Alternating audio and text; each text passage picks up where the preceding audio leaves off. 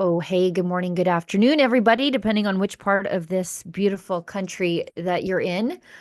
You are watching Rebel Roundup, our daily news and opinion show. I am your host, Sheila Gunn Reid, and I'm joined by my beautiful twinsy co-host from our fraternal twin in Confederation, Saskatchewan, my friend, Lise Merle. Lise, how's it going? Well, hello, my darling Sheila Gunn Reid, and hello, Rebel fam. Sheila, I am so excited about the event coming up on June 2nd in Regina that I am already losing sleep about it. Yeah. And if people want tickets, they got to move fast. We haven't really even done like a hard launch of our town hall event on Western separation. And it's not Mhm. a pro Western separation thing. It's a just, a bit of a separation festivus. You've got It's questions. We've got grievances. We're here to air them. And we want to hear from people on all sides of the issue, whether yes, people want to try one more time, are nostalgic Canadians, or they are of the get me the heck out of this mad crack house of a country sort of people. There's something there for all of you. We've got an event coming up June 2nd in Mhm. Regina, and tickets are already moving. They're not cost prohibitive. I think they're $5 a ticket. Yeah. And that's on June 2nd. To get details, you can get them at Done Getting Screwed, which is a great URL, Yeah. donegetingscrewed.com. I believe it's going to be the evergreen URL of the Carney prime ministership. But June 2nd, 6 p.m., Regina Town Hall, Turvey Convention Center on 100 Armour Road. I'll be there. Lise will be there. Ezra will be there, and we're lining up speakers already. And are they good speakers, Saskatchewan? This is an event that you will not want to miss. So, yeah, mark your calendars, go to the website, get your ticket, and we will see you there. Yep. Yep. All right. Let's tell everybody what we're doing around here and then we'll get into the news of the day. I can't go long today as much as I would love to because this is like the quickest hour that I would remotely call work in a day. But I have to get my butt to Calgary for our event tonight. And naturally, I'll have to change my clothes into something slightly more professional. And it's like a 4 hour drive for me. So I can't go long. But if you are watching us on Rumble and you've got something to say, you can leave us a Rumble rant. That's their paid chat. It's a great way to support us because we don't take support from the government. And if your Rumble rant is over the $5 cutoff, we are obligating ourselves to read it on air. If it's under that, we'll do our best to get to it, time permitting. Same rules apply on YouTube, which is still a censorship platform, I should tell you. But somehow, through hard work and I think divine intervention, we have been recently remonetized over there. So same rules apply. Their paid chat is called a super chat. If it's over the $5 cutoff, we'll read it on air. If it's under that, we sure appreciate you and we'll do our best to get to it.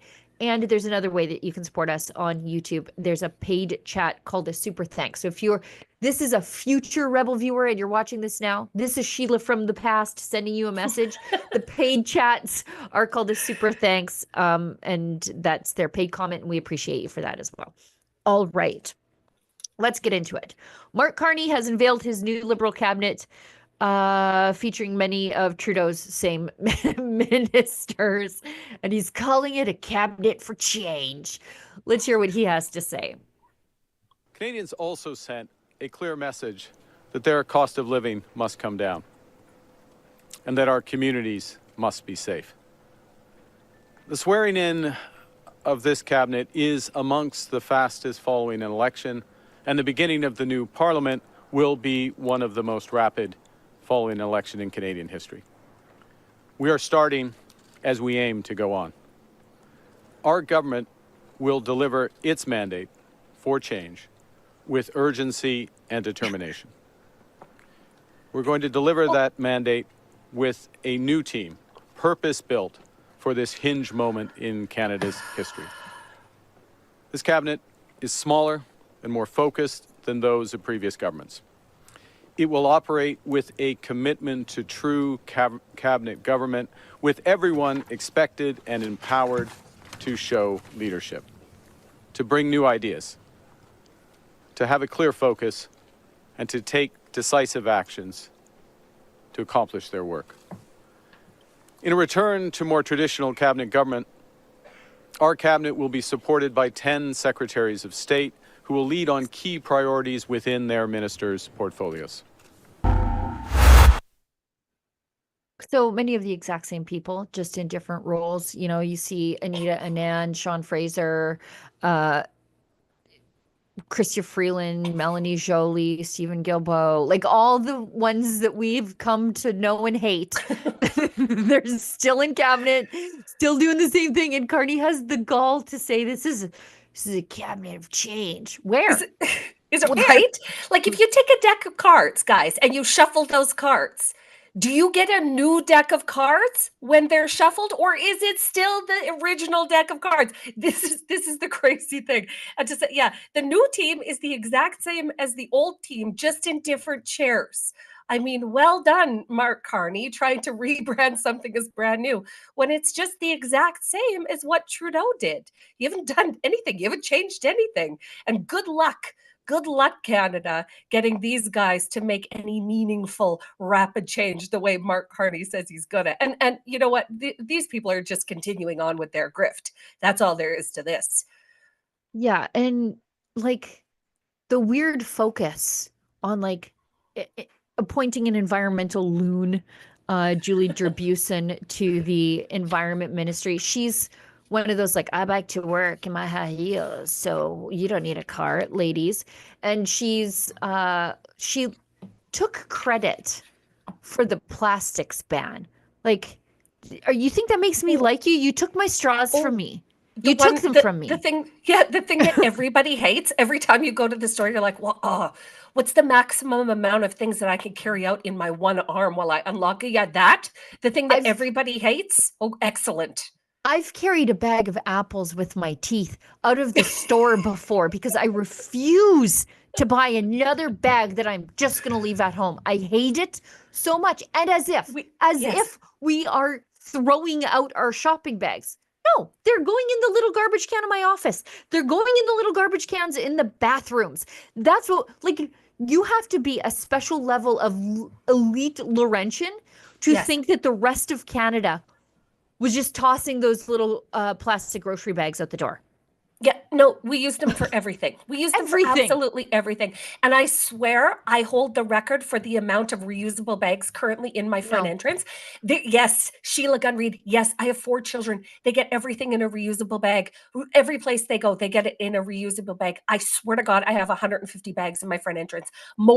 It takes up more room to store the reusable bags that I can't get rid of out of, I don't know, some misplaced guilt or something, than coats in the front closet at this point. Oh, I hate the plastic bag. I hate the Slurpee straws that turn into mush and create ice logs in my I hate everything about the plastics ban. And this is the new woman. This is the new woman. She did it. She did it to us. She's anti pipeline. She's anti pickup truck. She's pro plastics ban. She's a nightmare. She's an absolute nightmare. And picking her as if that wasn't a strong message to Alberta, right? That you're getting more of the same and maybe even a little bit worse than Stephen Guilbeault. Because I feel like for all of Stephen Guilbeault's radicalism, I felt that he was quite stupid. I don't feel like she's stupid. You know what I mean? Like, I feel like she's more conniving. She's going to be more dangerous.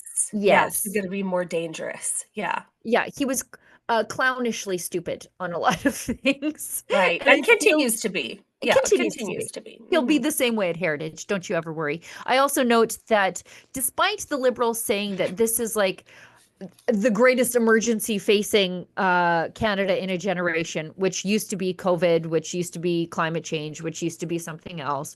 Now it's Trump tariffs, but there's no jobs minister, like there's no labor minister. Oh, did they forget? Oops. Did we forget that Canadians actually have to work and there should be somebody in charge of making sure that that Canadians are in good paying jobs? Oops. Good thing we have a minister of nature. We have a secretary of state for the trees. Right. Jamil Javani said, with these local economic factors in mind, and he represents Oshawa, so the auto sector. It's no surprise that many Canadians are concerned by Prime Minister Mark Carney's decision to exclude a Minister of Labour from the newly unveiled federal Liberal cabinet and regulate the Labour portfolio to a junior position in government.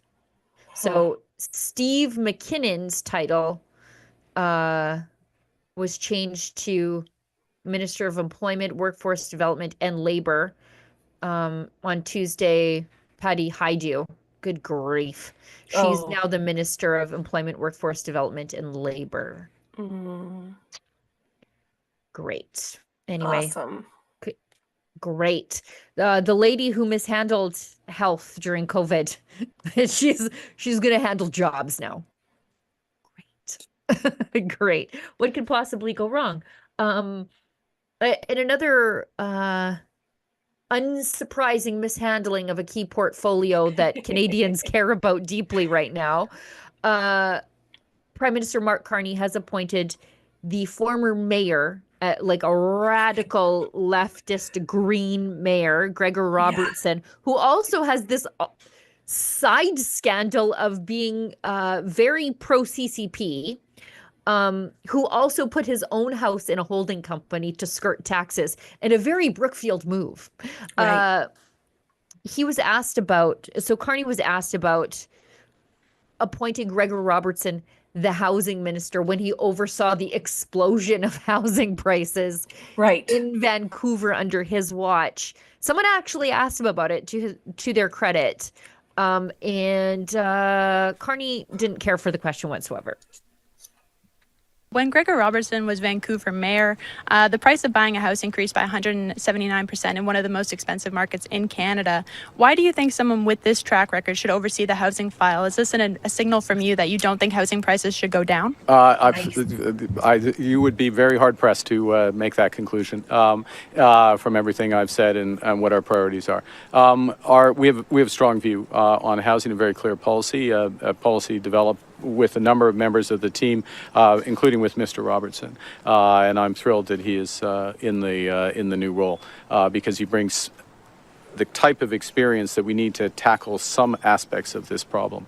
One of them is is how the federal government can help get municipal costs and municipal regulation costs down and regulation out of the way so that more houses can be built. Ultimately, a housing crisis, and it is a crisis, is ultimately solved by supply.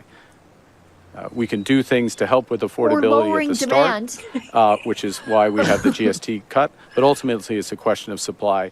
And as I think you know, Julie, we have very aggressive objectives on supply, the doubling of the building of supply across Canada. We're going to have to change how we build.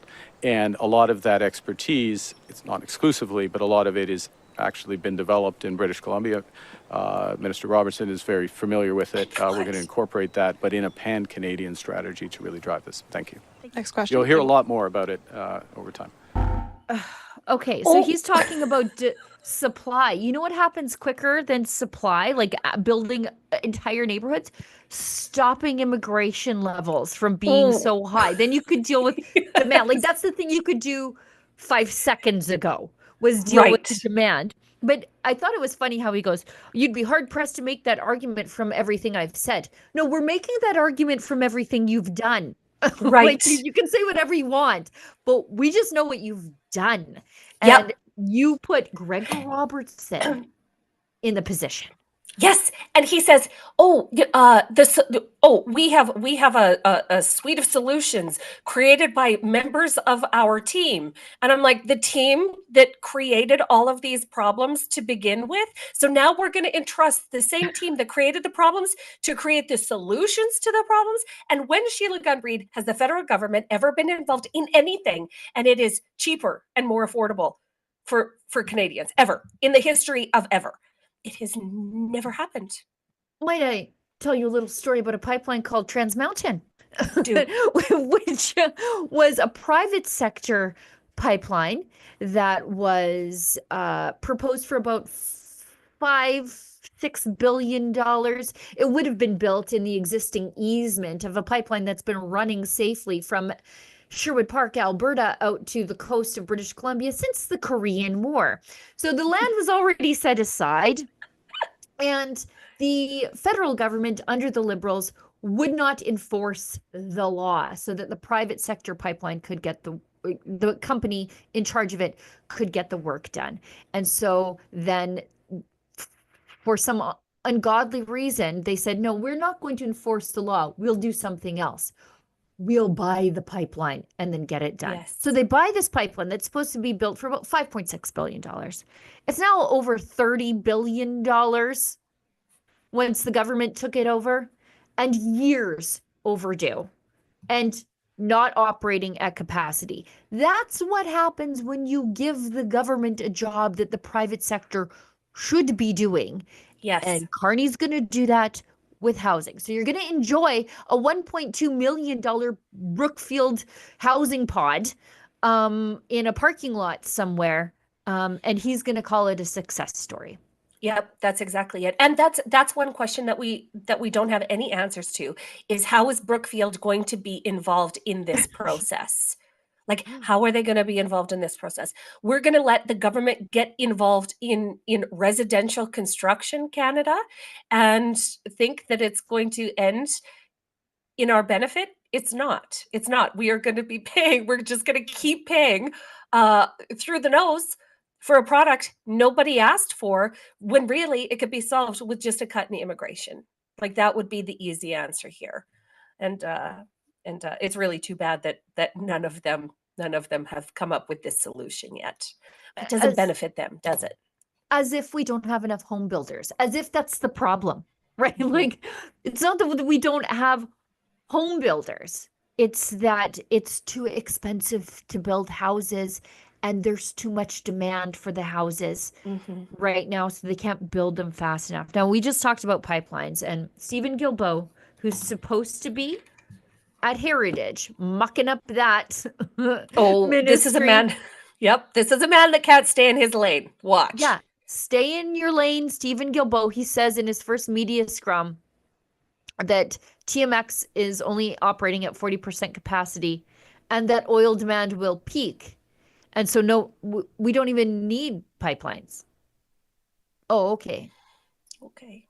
Premier Smith says that she's still concerned that you're part of cabinet, and also the new selection of Mr. Buzyn for the environment minister. She says it's too close of a tie to you. What do you say in response to that? I think we will have to agree to disagree with Premier Smith. We think that protecting the environment, fighting climate change is important. Lots of Canadians believe that as well. It was a central element of our platform, and we will make good on our commitments. The Prime Minister last night on TV seemed to open the door to potentially changing the emissions cap or the IAA to get projects built. What do you think of what he said? Well, these are important conversations that we will need to have in the coming weeks. Premier Smith is saying that you're anti-pipeline still. What do you say in response to her concerns just broadly about the cabinet, and how do you deal with national unity? How do you address that right now? So on pipelines, people should remember that we bought a pipeline, Trans Mountain, and that is only used right now about 40% capacity. So I think before we start talking about building an entire new pipeline, maybe we should maximize the use of existing infrastructure. And the Canadian Energy Regulator, as well as the International Energy Agency, are telling us that probably by 2028, 2029, demand for oil will peak globally, and it will also peak in Canada. So as far as I know, there are no investors right now. There are no companies that are saying that they want to build an east-west pipeline. And as you know, these things are built by companies, not governments. Are you against the construction of pipelines in Canada? What I'm saying is that we already have an infrastructure in place that's not even at 50% capacity. So before we think about building new infrastructure, we should maximize the use of what already exists. And as I said to your colleague, the Canadian Energy Agency and the International Energy Agency. Yes, but the Prime Minister is saying, well, let's build pipelines, and you're pushing the brake on that. Well, what I'm saying is that the International and Canadian Energy Agencies are saying that demand for oil will peak by 2028, 2029, and there's no developer who's interested in building an east-west pipeline at this time. Yeah, I'll tell you why there's no developer involved in an east-west pipeline at this time. But he's talking about peak oil. They've been in 3 years.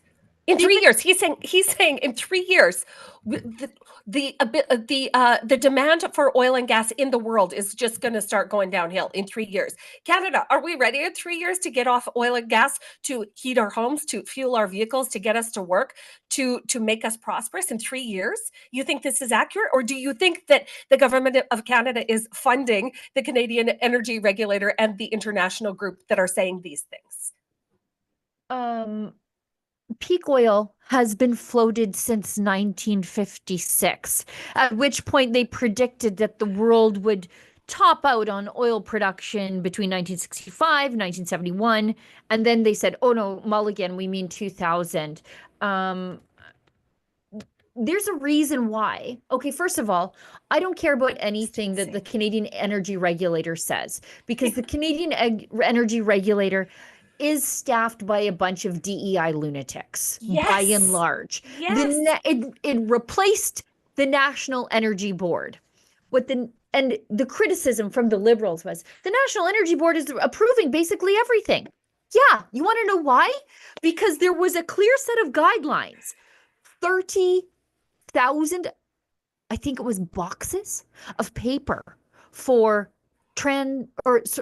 Energy East were given to the National Energy Board. That's how prepared they were. But the thing was, with the National Energy Board, you knew how to pass the regulatory process. So all you had to do was get your project ready to meet all those standards. And it was a very technical, engineering focused project approval process where it was very clearly laid out. They expected that you were going to invest billions. You were going to plan in advance. They want these projects to last for 50 or 100 years. And so it was very technical.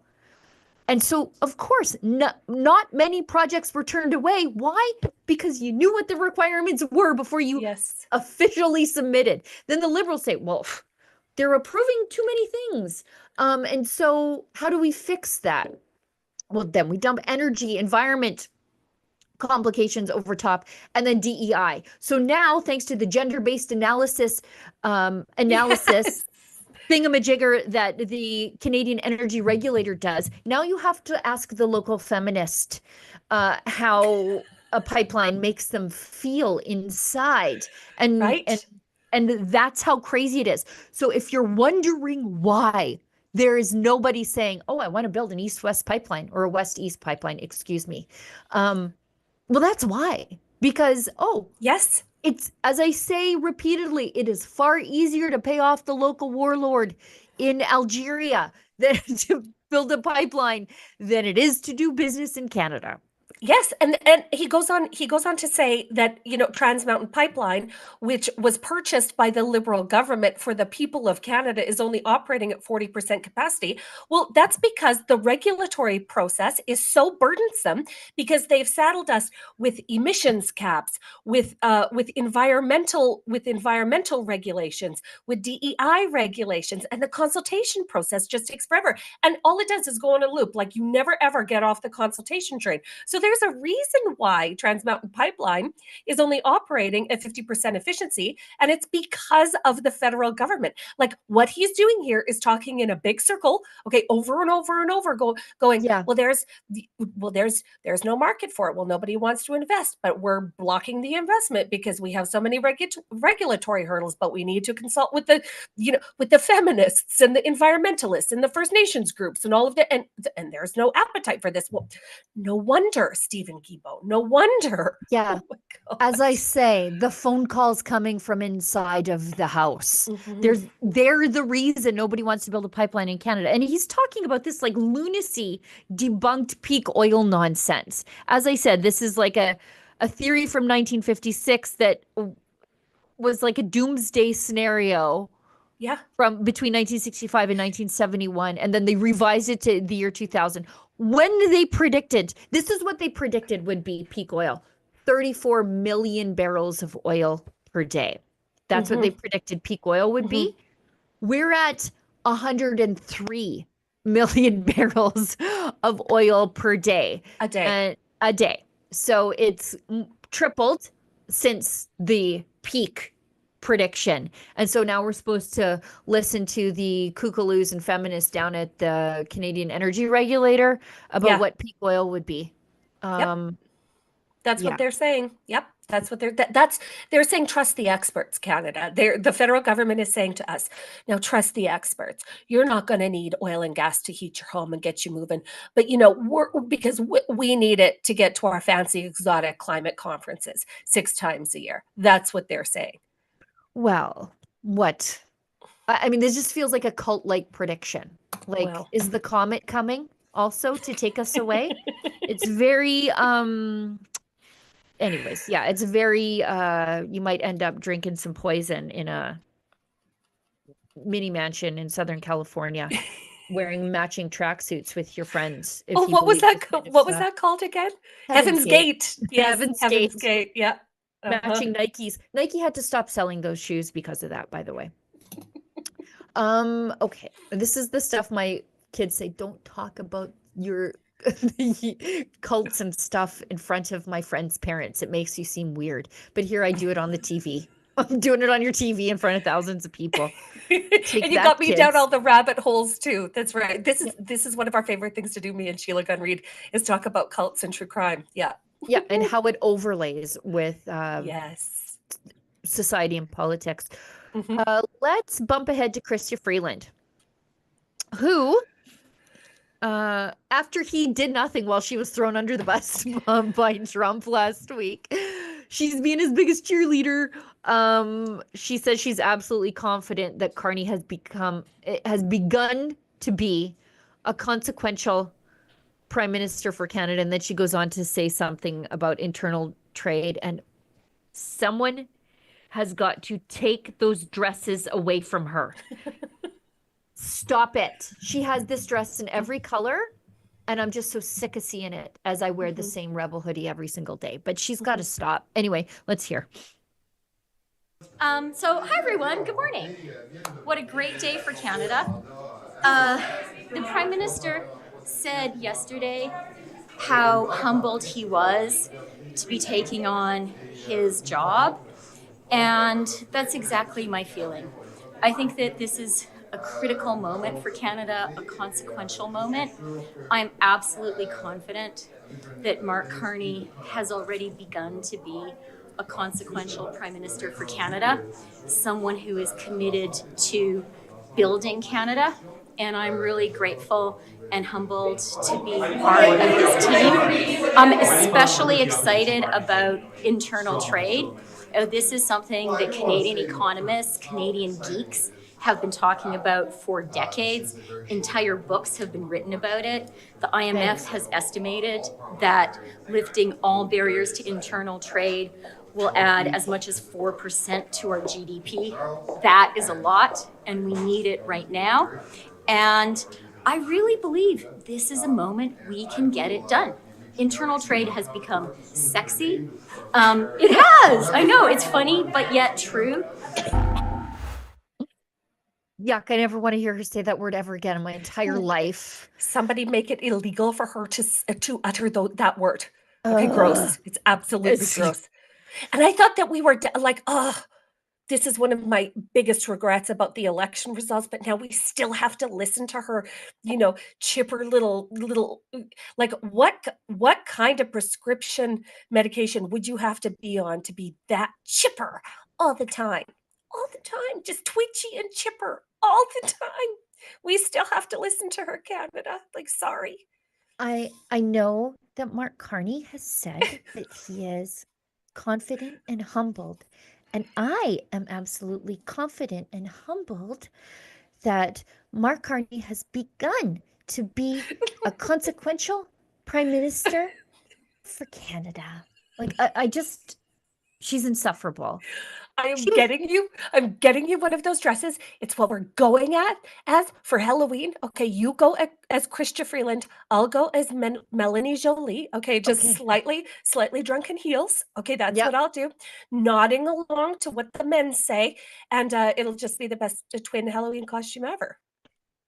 It's almost like Freeland was the finance minister for several years and could have done something about internal trade barriers. But now she's reelected, and now she's going to do something about it. Yeah. I guess she was waiting for it to become sexually appealing to her. Yeah, sexy. I know, gag. Yuck. Yuck. You're welcome, Canada. You are welcome. So I wish she had gone off to spend more time with her family, like so many liberals threaten to do. Anyway, let's go on. Here's our new Minister of Public Safety saying our liberal bail system is quite sound, and meaning we, us Canadians, need to challenge ourselves to do what? I don't know. Fight off Trudeau's bail people with judo. Leave our keys at the front door in case they come and snatch our cars. What should we do? Should we put our TVs in the back seat? Make it easier for them? Yeah. What put are your we valuables in the trunk. Yeah. Anyways, let's watch this. You know, the notion of catch and release that is often repeated over and over again, I think we have to challenge ourselves in terms of what actually does happen. The federal government is responsible for the criminal code, and my role, when I'm not a candidate as Attorney General, is the administration of the criminal code. And the actual crimes and the actual issues around bail are quite sound, and they're embedded in codified in law right now. You know, What? That's Gary Ananda Sangari, by the way, continuing to fail upward into cabinet, as so many of these liberals do. Do you feel like the criminal justice system is working properly in this country? At least I look at the crime statistics and I think, no, because most of these are recidivists out on bail. Oh. Committing the same crimes over and over again, which is very frustrating to cops because they are arresting sometimes the same people in the same day. They're going in front of a justice of the peace and getting back out because they committed real crimes and not the honkening. Yeah, and most Canadians need look no further than their own neighborhoods to see these crimes in action, and how no matter what happens with local law enforcement, they just keep getting apprehended, keep going through our justice system, immediately released back onto the streets to do the same crimes over and over and over again. And this is an all too common occurrence in Canada. And yet you have this guy saying, it's actually quite sound. It's working real well for us. I mean, it's almost like they want to create chaos, and they want to create communities full of people that commit crimes and make people feel unsettled. It's almost like they mean to do that to us, Canada. And the truth is, I think they do. Oh, of course they do, because then it gives them the ability to inflict more unnecessary laws on us, grab more of our guns, because can't you see crime is out of control? And Big Daddy Mark Carney, there's another dry heave of a statement. Is here to make you safer. There's this article from Brian Lilly. It's from July 9th of 2024. And it goes into detail about the number of people who were charged with murder while out on bail for other crimes.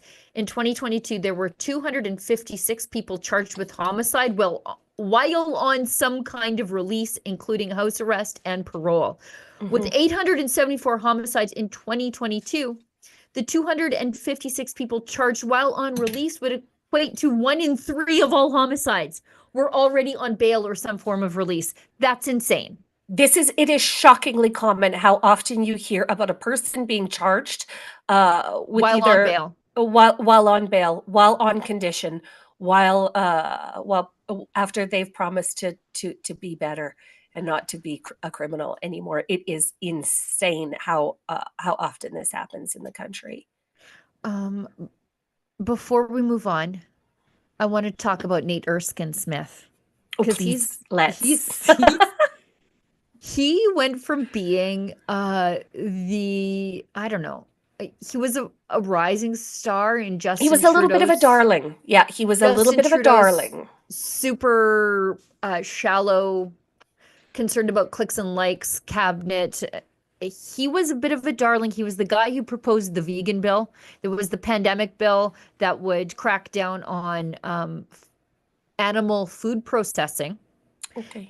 considering it a disease vector. Why? Because he's vegan. He has the pallor of a vegan. Don't write me, vegans. You know, you're taking supplements for a reason. And he was like early out of the gate, Carney guy. He was a Carney guy. Yeah. And now he ain't taking it well that he was not selected for cabinet. He's upset that he never got one, and he is sulking on the internet. And It's actually the best. I am drinking this in. Like this is like one of them supplements that Nate has to take to keep his hair because he's a vegan. This is what this does for me. It makes my hair thicker and more lustrous to drink in his crying on the internet. He said, I ran again because of the opportunity to make an even bigger difference around the cabinet table and to help fix the housing crisis. I'm not back. I'm not back in any role, unfortunately, so it may not surprise you to learn that it's been a strange day on my end. The entitlement of him, he must have been like, what? What do you mean I wasn't given a cabinet appointment or at least a Secretary of State title? What do you mean? So he goes on to say, it's impossible not to feel disrespected. Sad tear. And the way it played out doesn't sit right. But I'm mostly disappointed that my team and I won't have the chance to build on all we accomplished with only a short runway.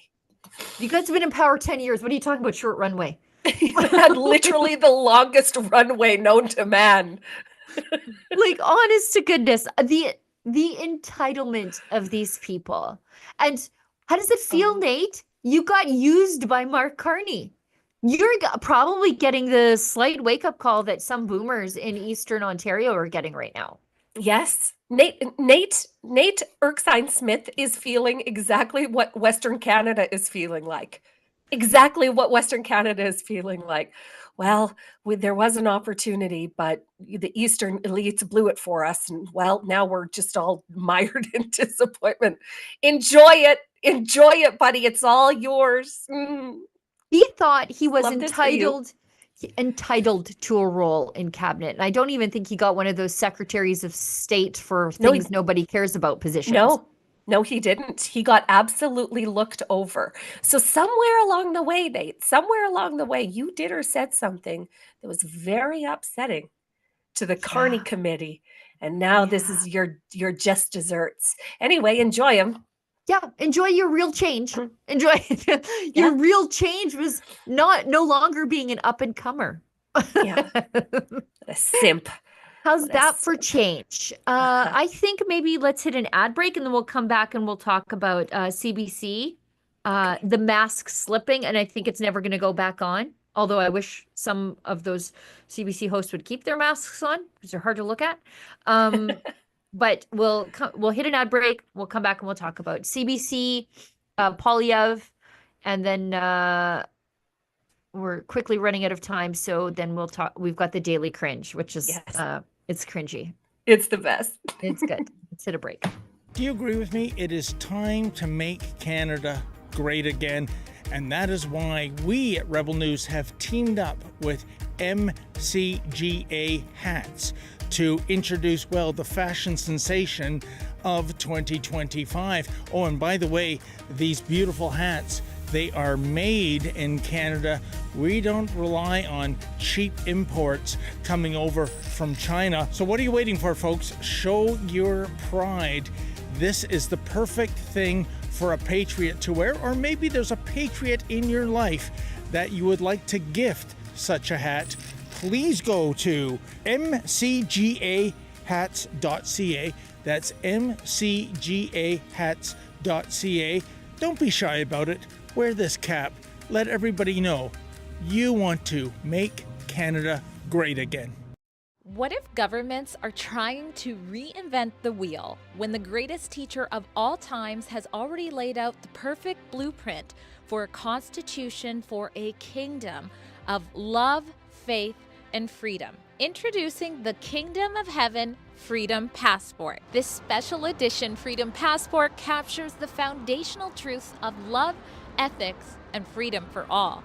It's a powerful reminder of Jesus' call to love one another and to be part of something bigger that you can carry with you every day. Join the movement, share the truth, and spread the love with your family and friends. Get your Kingdom of Heaven Freedom Passport at freedompassport.ca. And right now, all orders in North America come with free shipping and a free downloadable song with every purchase. Let's face it, Canada's economy isn't heading in the right direction. Inflation's eating away your savings, and government debt is out of control. No politician is going to fix that overnight. With Guildhall Wealth, you can hold real physical gold and silver inside your RRSP. It's a time-tested way to protect your retirement and take back control of your wealth. Call 1-877-8-SILVER or visit guildhallwealth.com/rebel to request your free investor kit. And hey, make sure to mention Rebel News. All right, let's get into this video from CBC. The liars who lied about Rebel News at the debates are back, being in the bag for the Liberals as best they can be, which is fine, I guess. I just don't want to pay for it. Right. And that's the problem with the CBC. Like, look, I don't think I'm keeping any secrets from anybody by saying that I'm a small C conservative. Like, that doesn't surprise any of you? Yeah.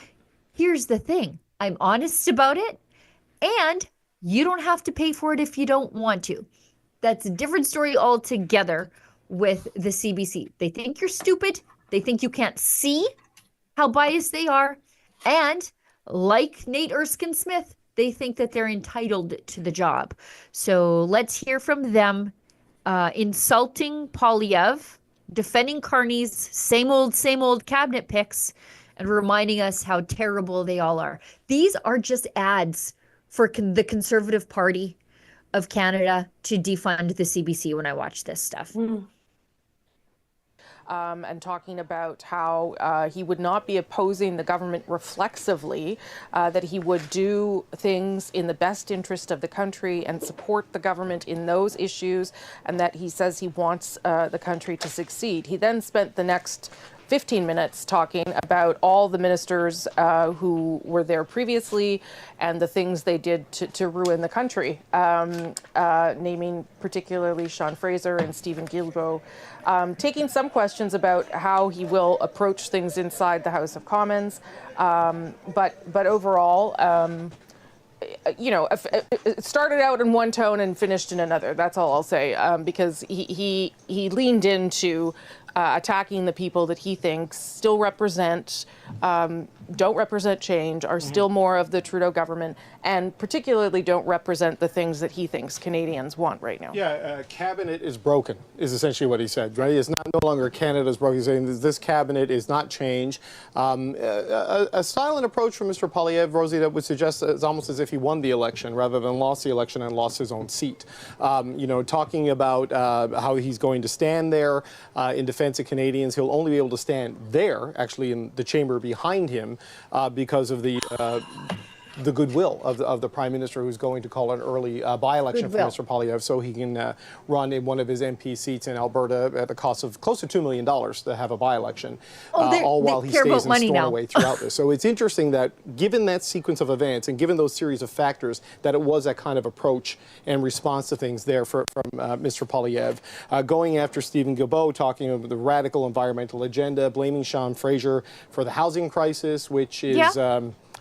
Sean Fraser's I don't think he's 40 yet, or he's just 40. I don't think he caused the housing crisis in Canada. Not. There's a whole bunch of layers and effects of that. But wanting to fight the same political battles we just endured during the 5 weeks of the campaign and for the 2 years leading up to that. So the pivot that people have suggested Mr. Poilievre kind of needed to make ever since Justin Trudeau left and Donald Trump came in, it's still not. What the hell was that? Like... We just all paid for that. Now it was a 2-minute long attack ad on the Conservative Party of Canada, like they've been doing for the last 5 weeks in the election period and the 2 years leading up to it. Yeah. Oh, and you're going to get your by-election thanks to the goodwill of the prime minister. And that by-election is going to cost $2 million. Thanks, $1.4 billion CBC. Since when did you guys become a bunch of penny pinching skinflints? And then they say, and he gets to stay in Stornoway. That's the home of the leader of the official opposition. Right. Yeah, but they are calling, like every single leftist in Canada right now is calling for Pierre Poilievre and his wife and his 2 children to move get out and then move back. Yes. Yes. That's their solution, is move out and then move back in. Yeah. And that's going to be cheaper than just staying there. Yeah. He's still the leader of the opposition. So this should be a non-argument. But the depth of their depravity, no limits, Sheila Gunn Reid. Like, they are spiteful, they are malicious, like obviously they're malicious, and they're continuing on the same path as the CBC has been on for the last 2.5 years. Yeah. I mean, the idea that they're offended that the leader of the opposition might oppose the government seems, like, it seems weird, right? Like, it's right in the name. It's right in the name. It's their job. You're the leader of the opposition. Yeah. You're supposed to lead the opposition to the government. You're actually supposed to offer an alternative. And they seem quite shocked that that might be the case. Yeah, it's part of the job to criticize the government when you're part of opposition. It's actually part of the job, like it's a requirement of the job. And the CBC is shocked by this. Well, Pierre Poilievre isn't supportive of the old team that Carney came in and rebranded as his new team. He's not supportive of them. Well, no kidding. They are all the same people. Yeah, and don't bring up the fact that Sean Fraser was the housing minister and we're in a housing crisis. Like, right. They're like, no, he didn't cause the housing crisis. Maybe not. I think that had a lot to do with immigration. But did he do anything to effectively alleviate it? And of course that answer is no. Of course not. Of course not. No, just crazy. And we shouldn't expect anything more of the CBC than these attacks and this anti-conservative sentiment. They are a propaganda arm of the Liberal Party of Canada. The end. Yeah. We're paying for them.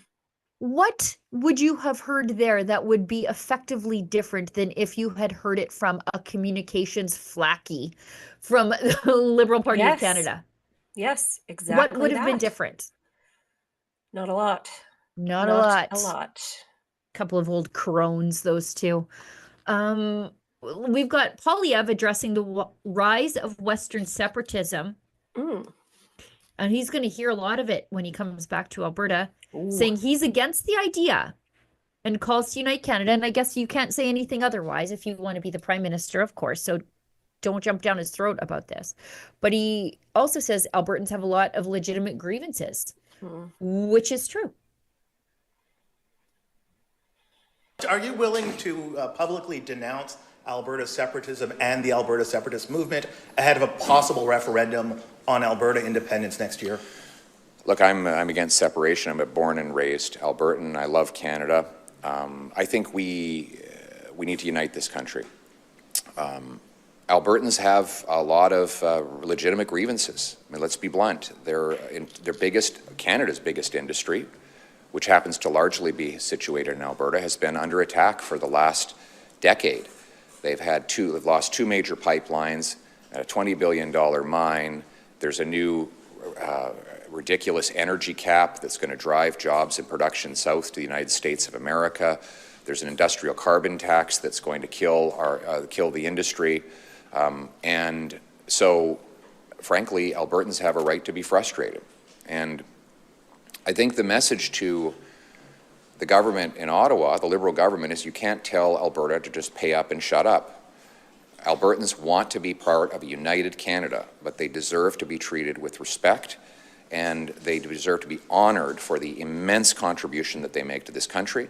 And I will be a unifier who works to bring all Albertans to a place where they feel that they are respected and honored in our wonderful country.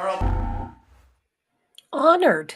Sheila, honored, it's almost like he's beloved. saying, "Oh, cherished," is what he said. But I think the question was really loaded because they asked him if he would condemn the separatist movement, and he very wisely did not, because these are everyday, hardworking, normal, regular Albertans who are saying, we have no trust in the federal government to be able to mend these fences. We've given them enough time to treat us well, and we're out.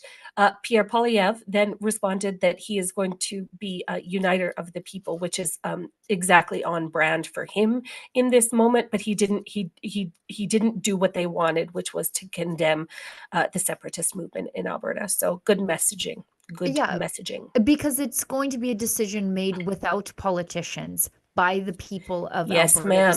This isn't a thing for politicians. This is about us having our say, because politicians have, by and large, been the problem. Yes. They're not the solution to what ails Alberta. And he knows, and we know. We talked to the people at the Poilievre rallies. Yes. They don't want to go. They don't want to go. They feel shoved out the door. Yep. And so, he knows that many of these people are his base. They are his supporters. And that's probably not going to change. I will correct him on something, though. He said there were 2 canceled pipelines. There's actually 3. Keystone XL, of course, which Trump wants to get revved up and going again. He supported it once. He will support it again. There's, of course, Energy East and the Northern Gateway Pipeline that would have went from beautiful downtown Bruderheim, Alberta, just up the road from me, to the northern coast of British Columbia. That one also died thanks to the Liberals. So died on the vine. Yeah, died on the vine. Shriveled up.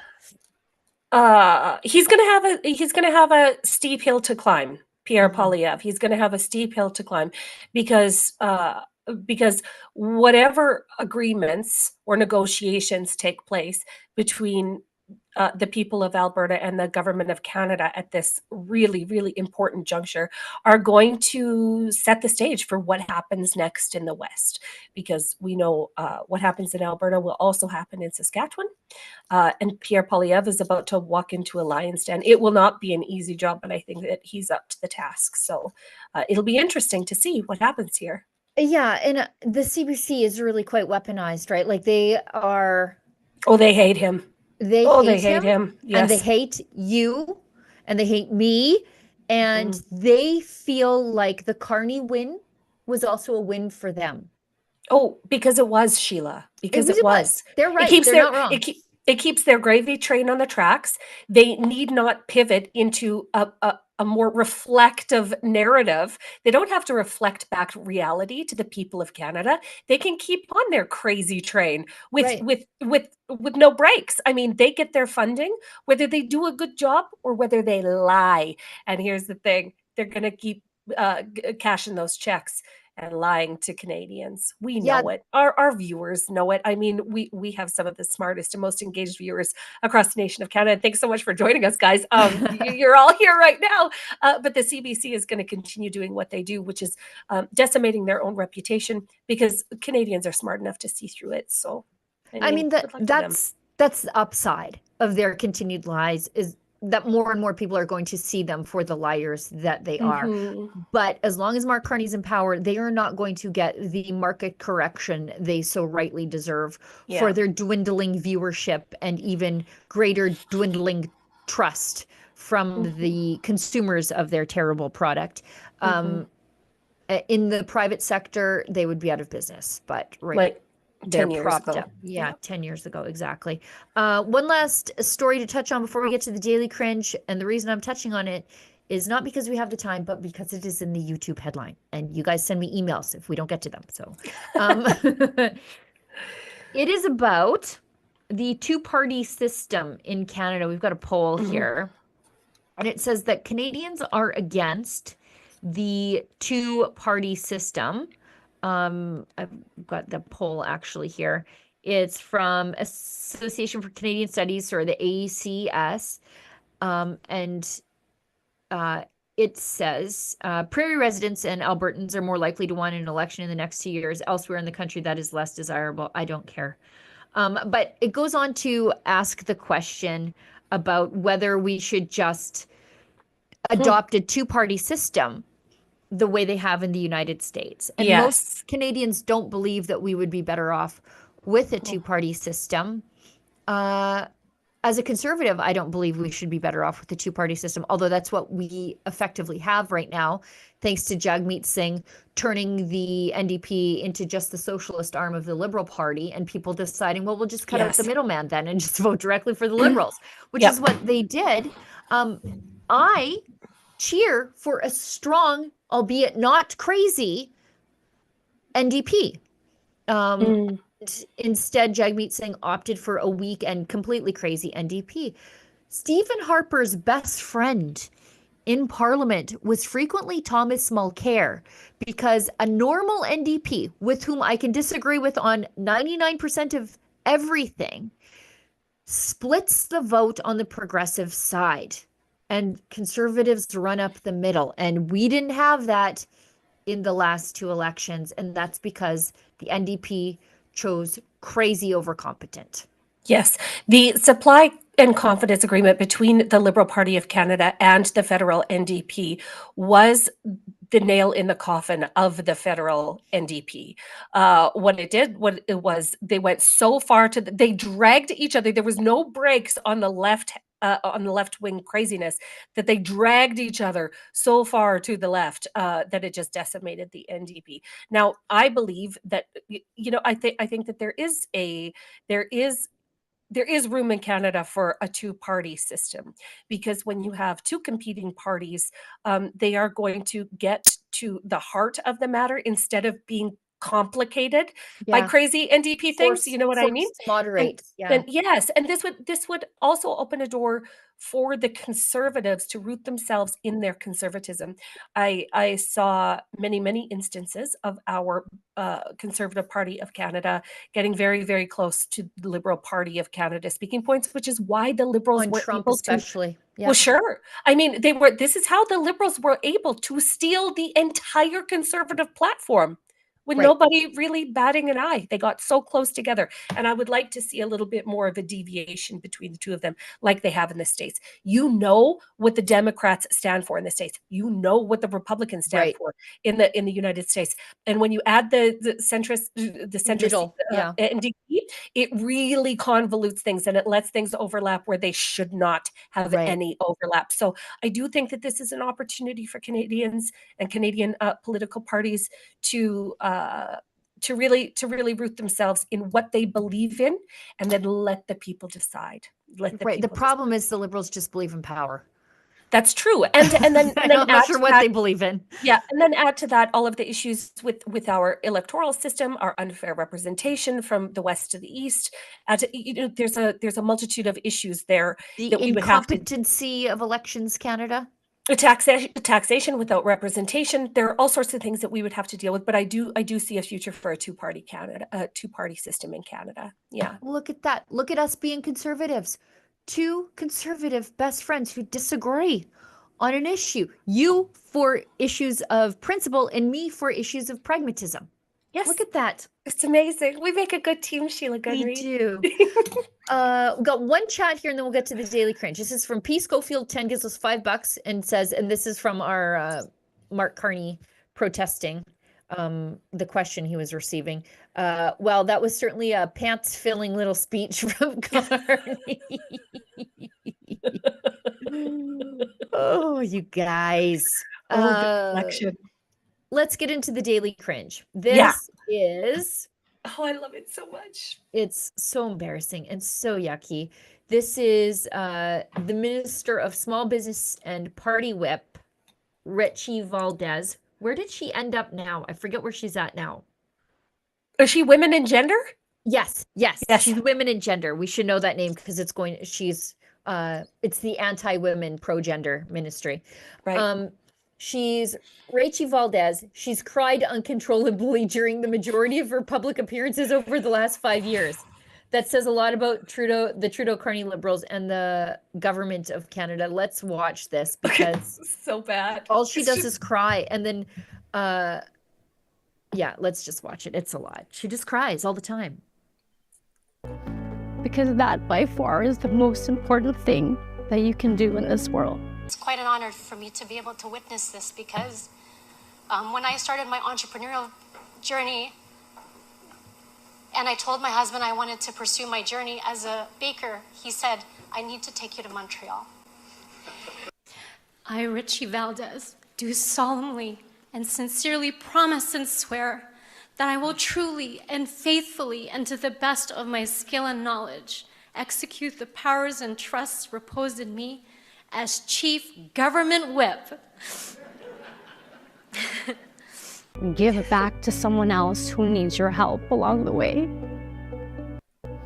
Because that by far is the most important thing that you can do in this world. It's quite an honor for me to be able to witness this because she's not right. She's not well.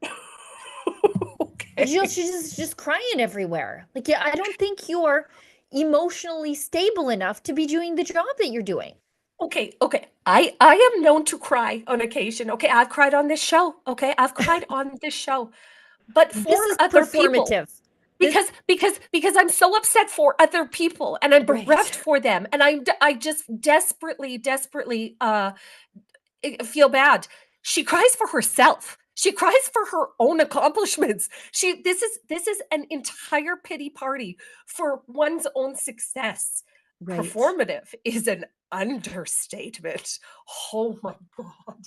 Like the blinking, the mascara saving, the shaking her head. When she's getting sworn in, that was very dramatic. It was like a soliloquy that she's been rehearsing in front of the mirror for days and days.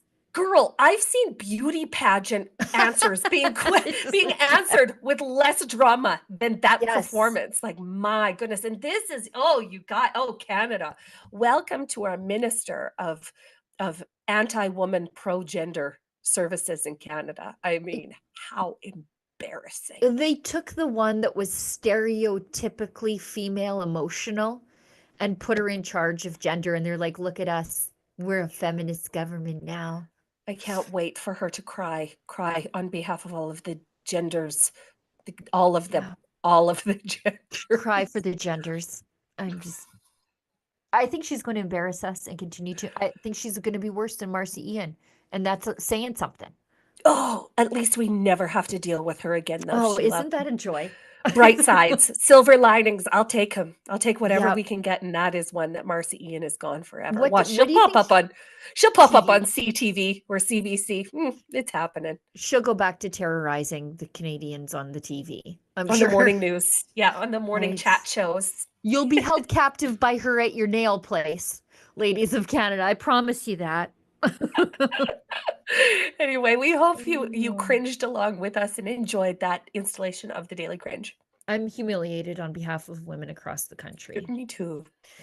All right, everybody, it's 12:03 out here on the prairies. I've got to skedaddle. I got to get to Calgary. We've got a town hall tonight on Western alienation / separation / sovereignty association. Who even knows what it's going to look like? But I've got to get out of here. If you want to learn more, go to donegettingscrewed.com. Lise, thank you so much for back-to-back hosting with me. The quickest couple of hours I do of work every single week. Yeah, well, you're very welcome. It is my pleasure. And I look forward to a rundown about what happens tonight on tomorrow's show. Okay. I'd like a full rundown. All of our viewers would like the rundown. And I will see you guys next Tuesday. Yes.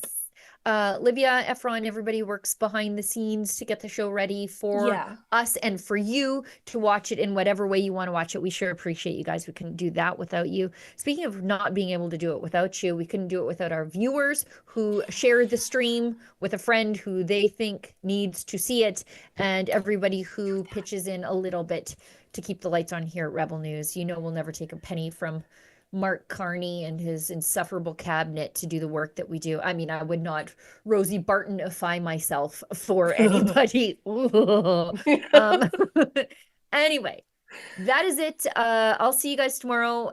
Lisa, I'll talk to you later. And as David Menzies always says, stay safe and stay sane. They told us to sit down. They keep telling us to shut up. And they tell us Western separation is off the table. But we're done getting told what to do. Now on Monday, June 2nd, join us in Regina at the Turnvey Center Banquet Hall for a town hall that finally puts your voices first. Doors open at 5. The town hall starts at 6.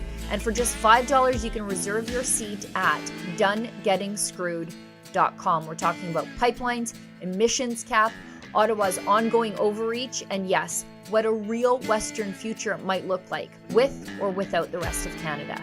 This isn't about rage, it's about respect. And it starts with you showing up. Regina, you're next. Be there June 2nd. Go to donegetingscrewed.com for tickets and details.